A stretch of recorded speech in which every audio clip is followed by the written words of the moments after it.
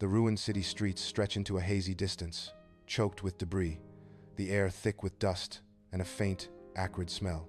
Ruby, a silhouette of agile determination, leaps over a collapsed vehicle, her eyes sharp, scanning for unseen threats. Close behind, Rainbow follows, a satchel overflowing with supplies bouncing against her side, her movements quick and resourceful. Elwin brings up the rear, his face etched with a silent concern, his intelligence a palpable weight in the oppressive air. The trio moves as one, a desperate ballet of survival through the desolation, each step a testament to their unwavering resolve. The trio approaches the desolate entrance of an abandoned hospital, its facade crumbling, consumed by creeping vines. The faded sign, City General Hospital, barely clings to the building, a ghost of its former purpose. A low, guttural growl echoes from within the decaying structure, sending shivers down their spines. Ruby instantly draws a makeshift weapon, her stance shifting, ready to shield her companions from the unseen threat. Her eyes, sharp and resolute, scan the darkness, prepared for whatever horrors lurk within the hospital's depths. The hospital lobby lies in ruin, a battlefield of overturned chairs, scattered medical gear, and shattered glass. From the oppressive shadows, a monstrous dragon frog lunges, its leathery skin rough, its eyes glowing with predatory hunger. Ruby, Rainbow, and Elwin move as one, a blur of coordinated action, their forms weaving around the creature. They dance a dangerous ballet of defense, their diverse skills a perfect complement against the looming threat. The dragon frog's massive form fills the frame, its glowing eyes fixed on its agile adversaries. Every movement is precise, a testament to their practiced synergy in the face of overwhelming danger. In a sterile hospital corridor, Rainbow points to strange glowing pods embedded in the walls, pulsing with an eerie light. Elwin approaches a pod cautiously, his fingers hovering just above its surface, a mix of fear and fascination on his face. The rhythmic glow of the pods casts an unsettling light on Elwin's face as he explains their chilling purpose. Elwin's voice, hushed and urgent, reveals their connection to magical seeds and their dark transformative effects on children. In a sterile hospital room, a young kid, adorned with shimmering scales, cowers in the corner, whimpering softly. The kid's eyes are wide with an overwhelming primal fear, reflecting the stark, cold light of the room. Ruby approaches, her usual fierce demeanor softened by a wave of tender concern for the frightened child. Her eyes, usually sharp and commanding, now hold a gentle empathy as she moves closer to the trembling kid. Ruby extends a comforting hand, a gesture of unexpected warmth in the cold, clinical setting. Her touch is a silent promise of protection, a stark contrast to the fear etched on the kid's face. Within the surprisingly intact, if aged, operating theater, Elwin meticulously arranges his research notes and schematics. His hands move with purpose, laying out his vision on a sterile tray. Elwin gestures around the room, his eyes blazing with an almost feverish excitement. He declares with profound conviction, "This, my friends, will be more than just an operating theater." His voice rings with a transformative promise. It will be a classroom, a place of learning and rehabilitation for the kids. In the hospital kitchen, Rainbow, hands smudged with grease, kneels beside a makeshift stove, a testament to her ingenuity. A small blue flame sparks to life, its warmth, a stark contrast to the sterile hospital air, filling the room with the scent of food. Ruby and Elwin huddle close, their hushed voices barely audible as the stove's glow illuminates their faces. Their expressions, a mix of grim determination and budding hope, reveal their plans for the new school. Weeks later, the sterile operating room has been transformed into a makeshift classroom, crude desks replacing medical equipment. Several children, some with minor mutations, others more pronounced, sit attentively, their eyes fixed on Elwin. Elwin stands before them, his calm voice filling the repurposed space as he teaches them about the world beyond. Their initial fear slowly gives way to an eager curiosity, a hopeful glow in their young eyes. A quiet hum of engagement now fills the room, a testament to their newfound understanding and hope. The once somber operating theater now resonates with the vibrant energy of learning and growth. Against the dying light of sunset, Ruby stands alone on the hospital roof, a solitary silhouette. Below, the city lies in ruin, a haunting landscape of twisted metal and crumbling structures stretching to the horizon. The setting sun paints the sky in fiery hues of orange and purple, casting long, dramatic shadows across the devastation. In her hand, a worn, ancient talisman flickers with an ethereal glow, reflecting the immense responsibility in Ruby's eyes. In the sterile hospital common room, a new warmth blooms, replacing the usual silence with a gentle hum. Rainbow, her brow furrowed in concentration, meticulously stitches a torn uniform, a soft, tuneless hum escaping her lips. Around a battered table, the kids are engrossed in a board game, their joyful laughter echoing playfully. A palpable sense of community begins to bloom, transforming the once silent halls with newfound life. A cramped hospital supply closet, transformed into a makeshift lab, hums with scientific chaos and the scent of herbs. Vials glint under harsh fluorescent lights as beakers bubble with unknown, potent concoctions.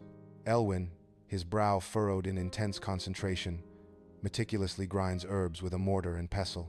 With practiced precision, he mixes solutions, his unwavering focus set on creating a stable, life-saving antidote. In a brightly lit hospital classroom, Ruby demonstrates a self-defense technique, her movements fluid and powerful. The kids, a diverse group with visible transformations, mirror her actions, their eyes fixed on her every detail. Ruby moves among them, gently adjusting a stance and correcting a hand position, her guidance firm yet gentle. She emphasizes, "Remember, this isn't about hurting anyone. It's about protecting yourselves. It's about safety." A small group of curious kids venture along the jungle perimeter, their eyes wide with wonder at the vibrant foliage.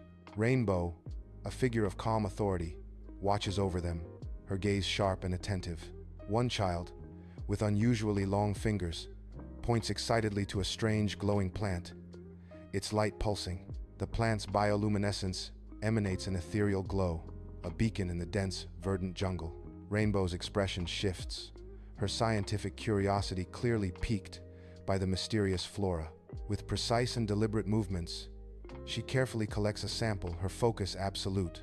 In the hushed hospital lab, Elwin leans close to a microscope, his face bathed in the soft, ethereal glow. His intense gaze is fixed on the delicate plant sample, a world of possibility under the lens. A subtle flicker of excitement ignites in Elwin's eyes, a spark of discovery. He sees it a crucial component, the missing piece for his desperately sought antidote. The revelation washes over him, a silent triumph in the quiet solitude of the lab. Hope, fragile yet potent, blossoms on his face as he recognizes the key to his cure. In a dimly lit hospital common room, children gather around a makeshift campfire, their faces aglow with flickering LED lights. Ruby, a charismatic storyteller, gestures expressively, her voice weaving a captivating spell. The children's eyes are wide with wonder, completely absorbed in Ruby's tale of ancient heroes and powerful magic. Ruby's voice resonates, and so, the ancient knowledge tells us of a time when heroes walked among us. A patrol of heavily armed council guards marches through the city outskirts, their uniforms a stark contrast to the drab landscape. Commander Valerie, stern-faced and commanding, leads the patrol, her gaze fixed on the distant hospital. Her eyes, sharp and suspicious, betray a deep mistrust as she assesses the imposing structure. The air crackles with unspoken tension as the patrol advances, their presence a menacing shadow against the day. Under the sterile hum of fluorescent lights, a child struggles with a worksheet, their skin shimmering faintly. Their brow furrows in frustration as a tiny surge of energy crackles around their fingertips. A sigh of exasperation escapes the child, unnoticed by the other kids. Ruby approaches calmly, a gentle voice offering, "It's okay. Let's try that again," slowly. In the sterile hospital lab, Elwin, a man of science and magic, meticulously tests a new compound. His critical eye, sharp and focused, observes every minute reaction of the magically altered plant. The air crackles with his intense concentration as he seeks a cure for a mysterious ailment. So close, yet the elusive antidote remains just out of his grasp, a whisper of hope in the quiet lab. Under the warm sun, the kids are meticulously tending to a small garden, their movements precise and purposeful. They cultivate rows of vibrant food, each plant a testament to their dedication and a promise of sustenance. Among the greenery, medicinal herbs flourish, their leaves and blossoms a hopeful symbol of healing and self-sufficiency. The thriving garden, A new home for these resilient kids, pulses with life and the quiet strength of their labor. In the sterile hospital common room, Ruby, Rainbow, and Elwyn huddle close, their hushed tones barely breaking the tense silence. Ruby's brow furrows with deep concern, her gaze flicking between Rainbow and Elwyn, a silent plea for understanding. The air crackles with unspoken tension as Ruby voices her fears. "I'm worried about the council." Her voice drops to a whisper. Their methods for protecting the kids are unconventional, to say the least. Sunlight glints off the polished armor of Commander Valerie and council guards, a menacing shimmer at the hospital entrance. Their imposing presence forms an intimidating block against the bright day, casting long, stark shadows. Ruby steps forward, her jaw set with unwavering resolve, prepared to confront the formidable force.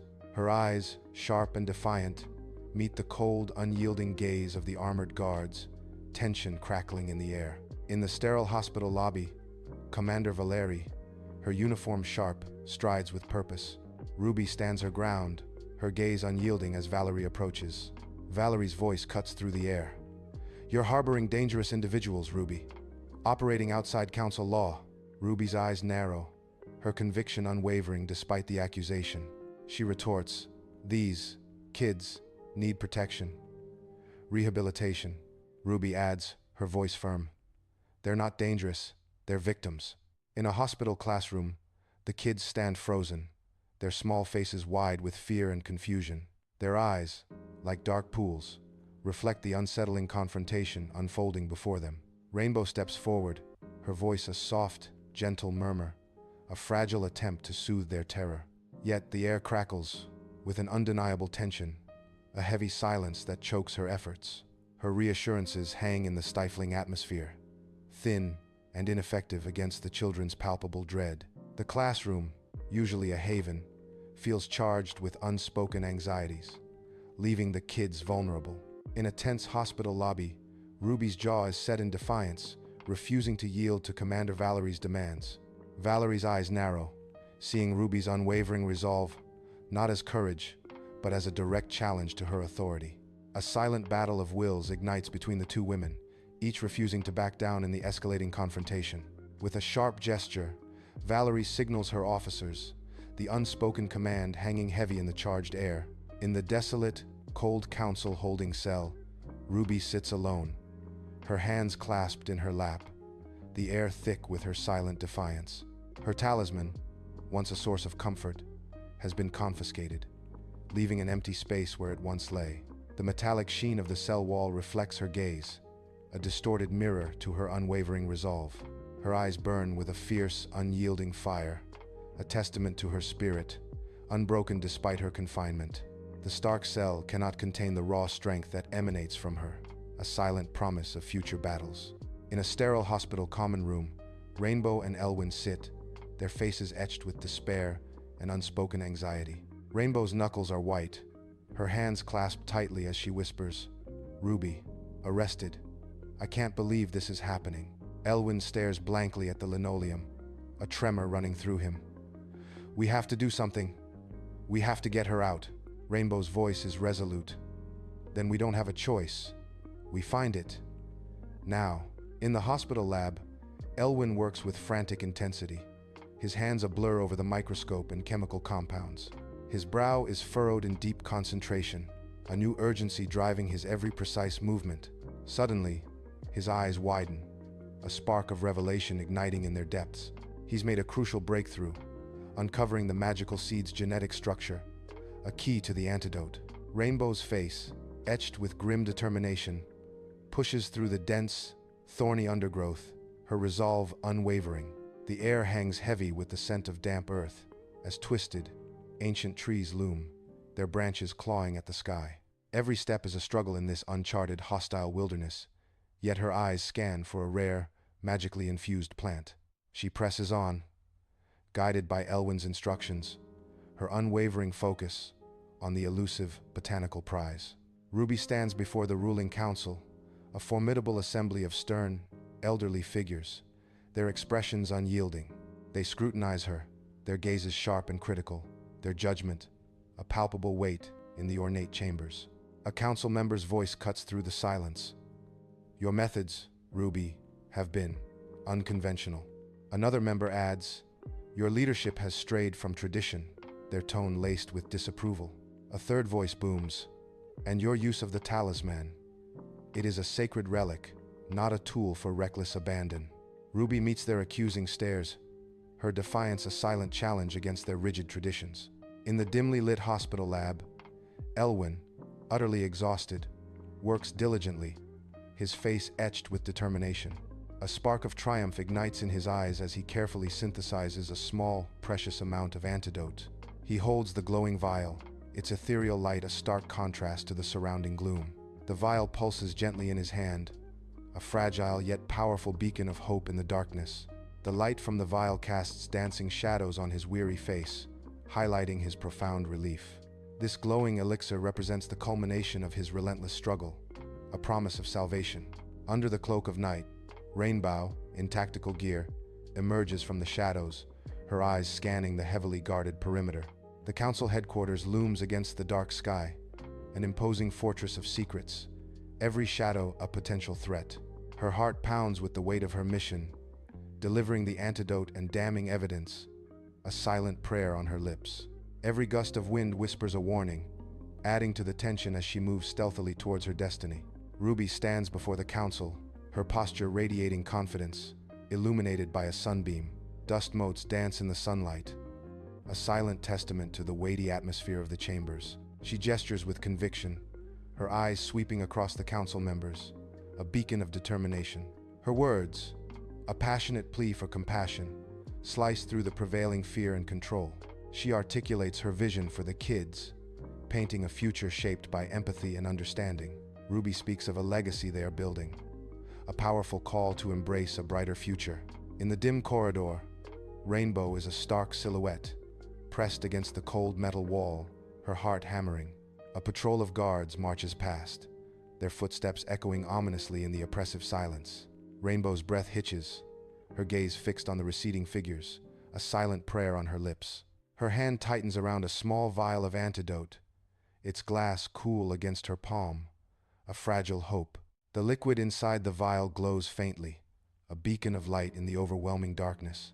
Her heart pounds a frantic rhythm against her ribs, a drumbeat of fear and desperate resolve. In the somber council chambers, a chilling silence hangs heavy in the air. The council members sit like statues, their faces etched with grim determination. Their gazes are unyielding, a silent verdict already cast. Each member is poised, ready to deliver a harsh sentence upon Ruby. The oppressive atmosphere signals an inescapable fate for the accused. The council chambers are hushed, the air thick with anticipation, as the Grand Elder prepares to deliver the verdict. Suddenly, Rainbow bursts through the ornate doors, her entrance shattering the solemn proceedings. Elwin follows close behind, both carrying an antidote vial and a data slate, their faces etched with urgency. Their unexpected arrival throws the chamber into disarray, interrupting the grave judgment about to be passed. In the opulent council chambers, the polished oak table gleams under a soft, diffused light, setting a serious tone. Elwin commands attention, gesturing towards a holographic projection of intricate molecular structures, her voice resonating. She declares, "This, Council, is the culmination of years of research. The antidote works by targeting genetic markers." Rainbow, seated beside her, taps a tablet, displaying charts and graphs, reinforcing Elwin's presentation with hard data. Rainbow adds, "And the results speak for themselves.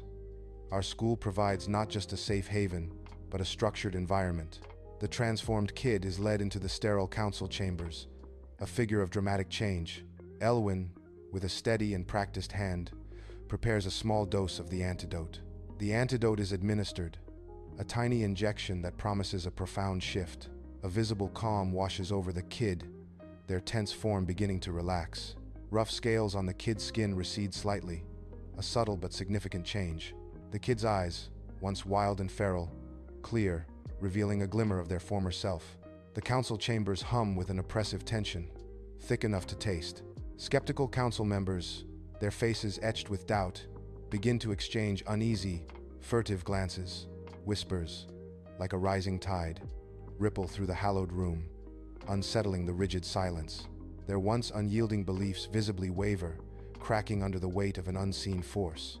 A dawning, unsettling realization washes over their faces, betraying a profound inner shift.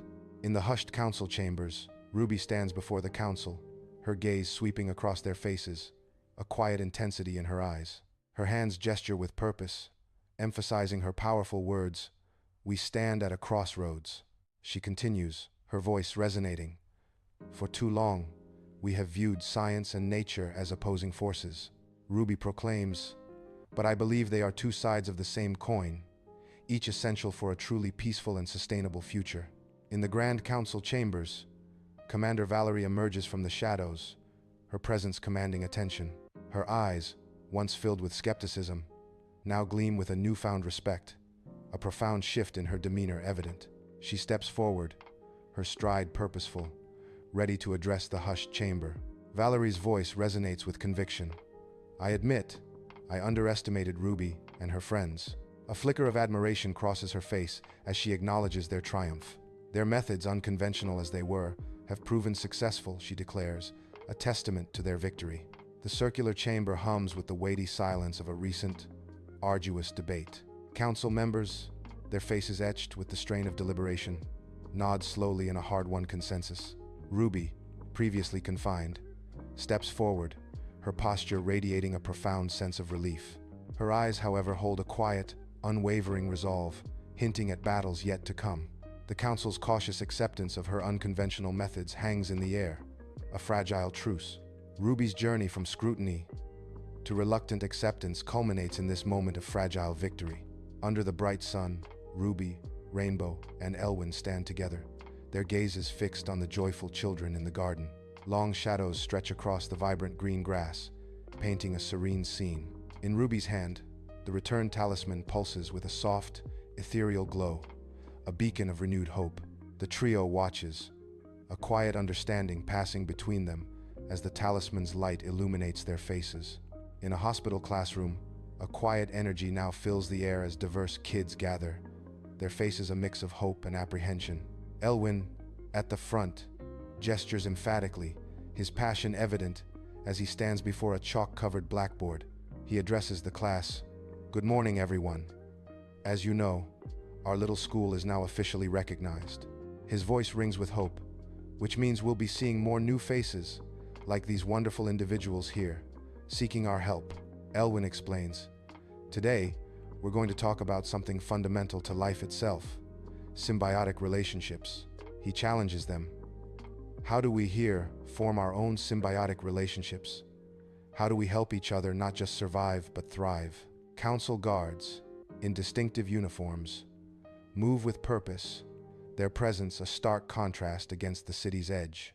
They load heavy boxes of provisions onto trucks, their movements efficient and synchronized, a symbol of newfound alliance. Each box represents a shift, a dynamic evolution from mere observation to active, crucial cooperation. The scene hums with a quiet, powerful energy, a testament to the evolving relationship between the council and the trio. In the hospital lab, the soft hum of fluorescent lights fills the air, casting a sterile glow on the intricate equipment. Elwyn and Rainbow stand side by side, their faces illuminated by the monitors, a silent understanding passing between them. Their hands move with precise, synchronized grace, a dance of scientific rigor, amidst a complex array of beakers. They are refining an antidote, a delicate balance of science and magic, their focus absolute. Each movement a testament to their seamless collaboration as they work towards a long-term solution. The air crackles with unspoken determination as they combine their knowledge of magical biology to create a cure. Ruby, bright-eyed and backpack-laden, guides a lively group of kids through a vibrant, untamed wilderness. Their eyes gleam with infectious energy, sweeping over the exotic flora and fauna of the magical world. Ruby points to a shimmering, iridescent beetle, her voice brimming with enthusiastic wonder. The kids lean in, their faces alight with wonder, some already sketching the beetle's unique magical properties. In the dimly lit hospital common room, a makeshift stage glows with the children's raw, unyielding spirit. The kids perform their journey, their tiny figures imbued with a mixture of fear and profound acceptance. Every movement on stage is a testament to their incredible resilience, a silent scream of defiance. Their eyes, shining with an inner light, reflect stories untold, battles fought, and victories won. Their vibrant creativity, a beacon in the shadows, paints a masterpiece of hope against a backdrop of uncertainty. In the council chambers, Valerie stands firm before the stern faces of the council, a glowing data slate in her hand. Her gestures are precise, the faint light of the data slate illuminating her determined expression. The school's success metrics continue to exceed projections, Valerie declares, her voice resonating with quiet triumph. The antidote's impact on the afflicted has been overwhelmingly positive, she continues, a slight smile touching her lips. With a 98% recovery rate and no reported relapses, Valerie concludes, her words a testament to their victory. The council members, their stern visages now softened, nod in unison, their expressions reflecting newfound approval and relief. Ruby, Rainbow, and Elwyn stand silhouetted against the vibrant, fiery canvas of a sunset atop a hospital roof. Below, the city slowly awakens, its myriad lights twinkling on, a testament to its enduring spirit. In Ruby's hand, the talisman pulses with a soft, steady glow, a beacon of hope. Its light radiates, symbolizing unity and resilience against the encroaching twilight. The trio gazes out, bathed in the talisman's glow, their figures resolute against the fading day. The hospital grounds buzz with a vibrant celebration, a tapestry of kids, council members, and wondrously altered creatures. Joy radiates through the air, a powerful testament to the school's triumphant success and enduring legacy. Ruby, Rainbow, and Elwyn share a profound, knowing look, their shared journey culminating in this glorious moment. Their silent understanding speaks volumes, a quiet acknowledgement of their hard-won victory and secure legacy.